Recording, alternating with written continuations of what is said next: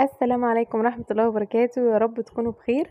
عندنا النهاردة وصفة اقتصادية وتحفة تحفة تحفة تحفة. شايفين معانا الجلاش او فطيرة جلاش بالجبن واللانشون، رهيبة رهيبة رهيبة. شايفين فظيعة فظيعة فظيعة. شايفين الجمال.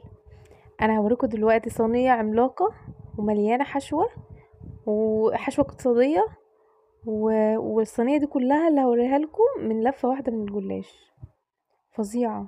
شايفين الجمال، وفي نفس الوقت طري من جوه ومقرمش من بره، ورش عليه بقى حبة البركة، حاجة فظيعة. يلا بينا نشوف الصينية بتاعتنا. شايفين دي صينية الفرن الكبيرة، وزي ما انتم شايفين دي لفة جلاش واحدة عاملة الصينية دي كلها، والقطعة كويسة جدا زي ما وريتكم، فظيعة. الحشوة بقى ايه، ما اقدرش اقول لكم، فلفل الوان بقى ودنيا تانية بجد. هتتبسطوا قوي بالوصفة لما تشوفوها، ويا ريت تجربوها وتقولوا لي رأيكم. لازم تجربوها، الصينية دي تكفي معاكم عزومة واقتصادية جدا.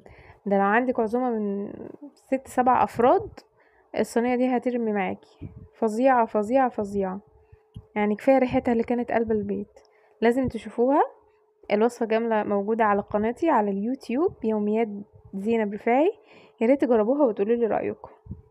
وحقيقي الوصفة دي تستحق التجربة. اعتقد ممكن تحبوا الجلاش بالطريقة دي اكتر كمان من جلاش باللحمة.